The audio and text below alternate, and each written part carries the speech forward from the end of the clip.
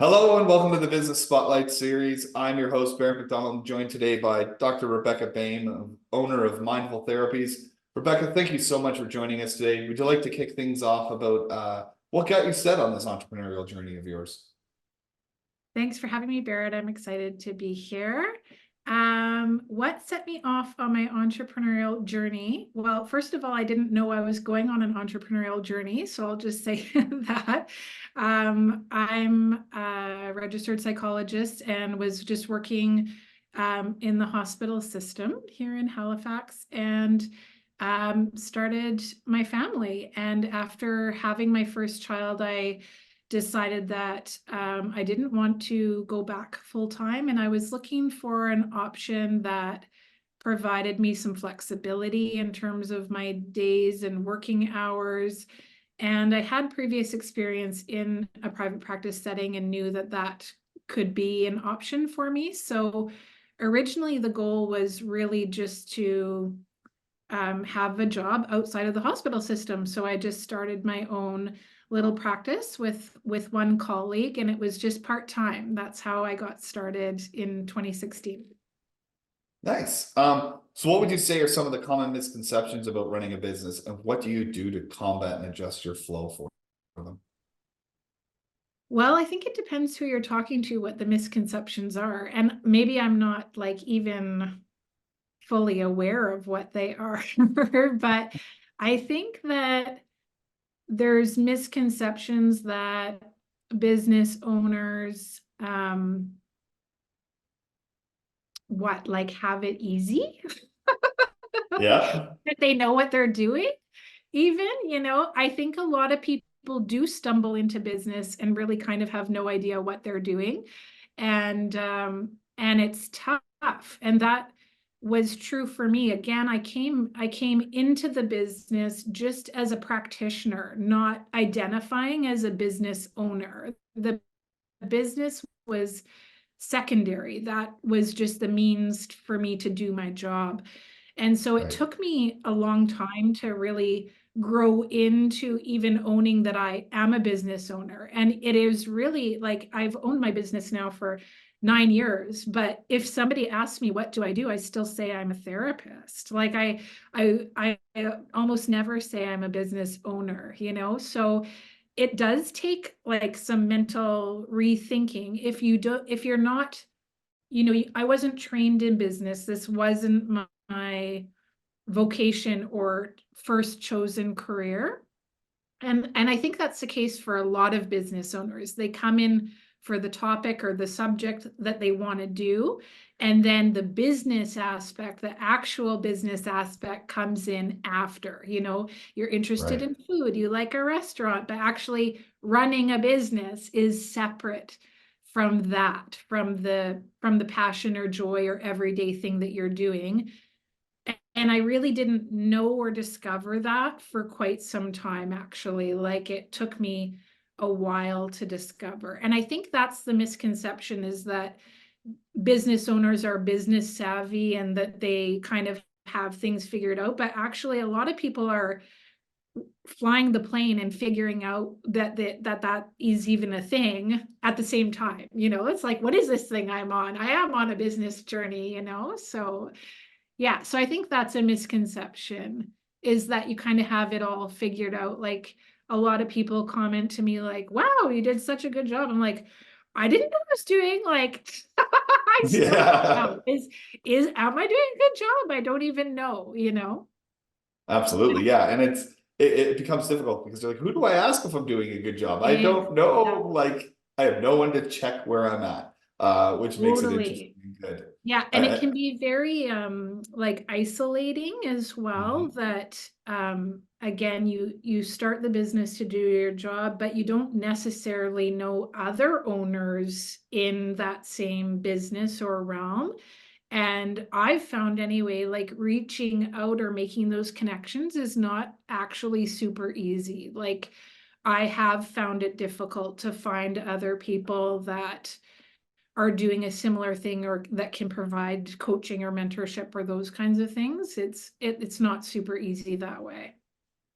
they do say the life of an entrepreneur is actually lonelier than people realize. So I Yeah. think that we can both attest to that. So what would you say has been your biggest learnings as an employer since you began in business?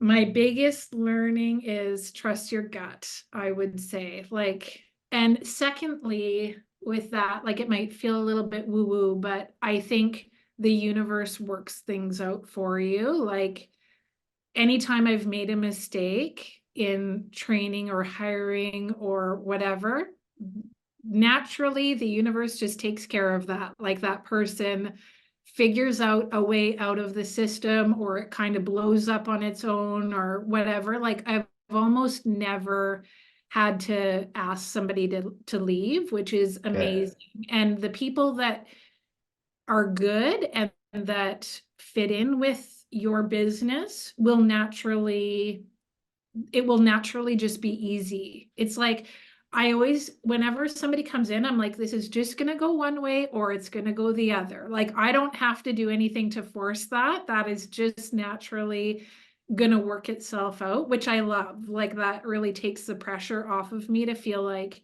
is this a mistake or not a mistake? So a lot of things I kind of, it's just trial and error. I just test it. Does it work? If not, that's okay. Like I try not to be hard on myself about that kind of stuff, because making mistakes is absolutely part of the learning and the process, right? Absolutely. And that's a tremendous outlook on it. So I applaud you on that. So when you think about having to hire and bring people on board, what qualities do you look for in them? You actually have two types of employees you have to look for. You have your therapist and then you have your admin and support staff. So what kind Yeah. of qualities do you look for in them and how do you foster that positive work environment? Yeah, great question. I think it's the same for both, whether it's admin or a therapist. Like for me, obviously the fit is number one, because I left, like part of what I didn't like in the hospital system is that you don't get to choose your employees or your colleagues, and you have to deal with kind of whatever is going on there. My goal in private was to create an environment that I want to be in every day, and that is really nourishing for my own well-being, because I want to be here for a long time. And so I say to whoever I'm hiring up front, I say that. I say, I want a place that is healthy, that is happy, that is light and professional. You come here for your job and you can absolutely socialize and get to know people. Like, please do. We're all friendly, but I'm not looking for, any kind of drama. And I'm looking for people for the long term. Like, I want us to hang together and like each other and like being at work. So a Right. lot of times it's that gut reaction in terms of personality. Like, is this person a fit for me? Is it not? In my beginning years, I actually gave personality tests to some of my Absolutely. employees.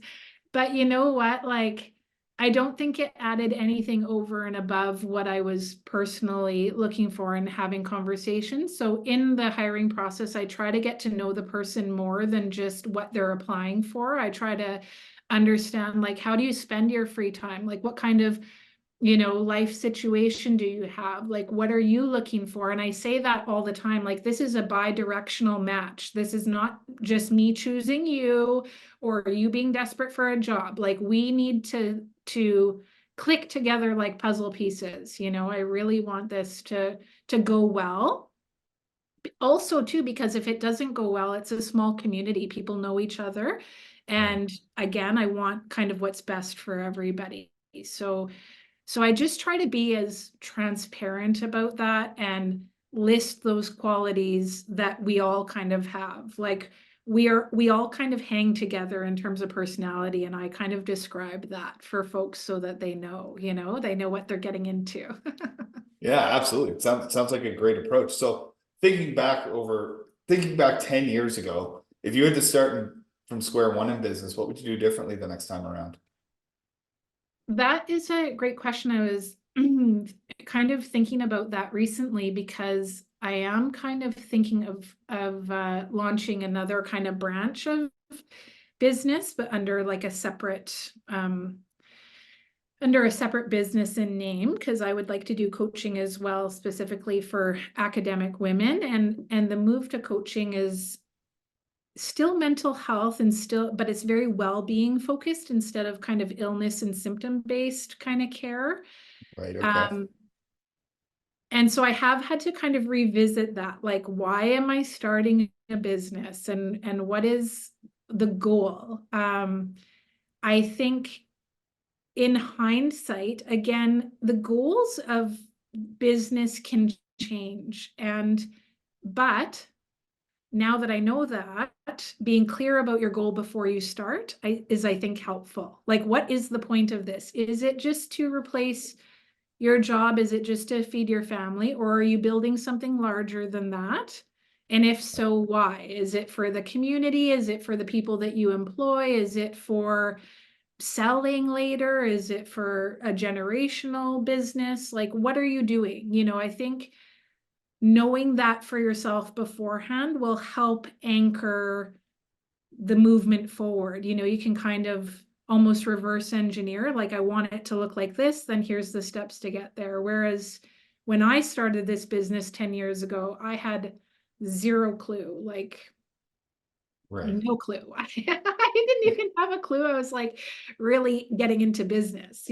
So but I also feel like I'm very gentle with myself. I think I did the very best I could, and I made a lot of right decisions. So I think going into it, even if you don't know, is perfectly fine. Like that, you will figure it out along the way. It can be a longer journey, and that's totally fine. You will learn as you go, and it's no problem not to have it all figured out. In fact, most people don't, right? No, yeah, and you learn nothing by winning the first time you try. You learn Totally, way more in trial and error, and testing and totally. measuring and doing it. And it's one of the questions we ask as coaches when we're onboarding and we're selecting clients and everything is, what is your end goal? Like, what does your Mhm. exit strategy look like? And there's a lot of blank looks where I never thought of it like that. Well, if you Yeah. don't know where you're headed, you don't know what foundation to build right now. And we Yeah. really have to kind of work on those and reverse engineer, exactly like you said. So what do you attribute your growth to? What do I attribute my growth to? Well, a few things. I think my growth in the business has been very organic, in terms of building my team. Like, my teammates are mostly people that I've worked with in the past who also want a different lifestyle, and who value work and work-life balance in the same way that I do. So we're just a really good fit. And I have this space and have created this space. But now, like, our little clinic in Dartmouth is getting pretty full. And so I'm like, okay, do I want to just leave it here, or do I want, something larger? So a lot of it has just been kind of natural. But in the last few years, I have been asking those questions that you just mentioned. I have been kind of more serious about the business and trying to answer, like, do I want to grow? How much? How much is enough? What's the end game of that, right? Um, so I think the growth has been natural, but just kind of open-minded to it as well and enjoying it. Like, I actually realized through the process that I actually like this role. I actually like having a business. I like building a team. It's very fun. It's very different than my regular job, and it provides Right. something else to think about in a different way of thinking, because I've been a therapist for 15 years. It's a long time to be in individual sessions on these, in that realm and in that mindset. And this provides something completely different. It's more dynamic. It's just a different skill set totally. So it's a nice change. It's a nice addition. Absolutely. And that's fantastic. So when you think about the, I don't know, 4 or 5 hats that you're probably wearing, family life and everything being one of them, how do you balance the demands of all running a business and having a personal life in those aspects? Yeah. Well, by getting coaching and doing coaching, that really helps. I have received coaching now in the last few years of my journey, and it is transformational in terms of both mindset and practical things. So I've made some really big mindset shifts, and also how I run my business and the way that I make decisions. So I've had to make really hard decisions because I have come against being too busy across the realms in, Right. having children, trying to do a full clinical load, and also running and expanding a business. It has been too much at times. And so I've had to really get honest and say, what is the goal? What is the priority? And what am I willing to let go of, And Mhm. so even just this last fall, I let go of some of my longer term clients, and that was hard. That was really, really hard because I am dedicated to that, and I actually really like that. I love my job. It's not that I don't like my job. Absolutely. But you can't do it all. You can't have this and that and do a good job across the board. So you really have to be strategic, like super strategic in how you spend your time. Like even having this call, this would never have happened 6 months ago. I can't be open to spontaneous things or new opportunities or something outside if I have my schedule completely full all the time. So it's good. Like I think again, it's kind of an evolution, but it is thinking more strategically and also being okay with delegation, letting things go, and understanding that growth still happens when you let things go. In fact, that's the only way that it can happen, right? Yeah, Absolutely. yeah, Yeah, I mean, if you picture a hot air balloon, if you just fill it full of weight, it's not going anywhere. So yeah, you just have to let go of the odd sandbag and then you can take off and fly, yeah. which is really good. So last question, I promise you went off script, is for anyone who might be watching this series thinking about jumping into business for themselves, what's one solid piece of advice you'd have for them? Will do it. I would do it. I think a lot of people are ambivalent, or they're scared, or they think they need more training, or they need more of this or that. Like, just do the thing. Just start, and then you'll know what you need, and then you can ask the questions later. Like, don't worry. You don't need more training. You don't need more anything. There's, endless amounts of supports, books, podcasts. There's information endless to answer the Mhm. questions. But if you sit in ambivalence, you're wasting time, because a business is like planting a seed in your garden. It takes time to grow. And the faster you get that seed in, the faster you're going to get to the fruit at the end. So don't Absolutely. wait. Don't sit and wait on your seed, and wonder if it's the right seed. Like, who cares if it's the right seed? Plant that one, and then you can plant another one if you want. But just Absolutely. start. I would say just start. Absolutely. I think that's a fantastic piece of advice to end on. So, Rebecca, thank you so much for joining me today, and everyone watching the Business Spotlight episode series. I hope to see you on our next one. Awesome. Thank you. Take care. Thanks.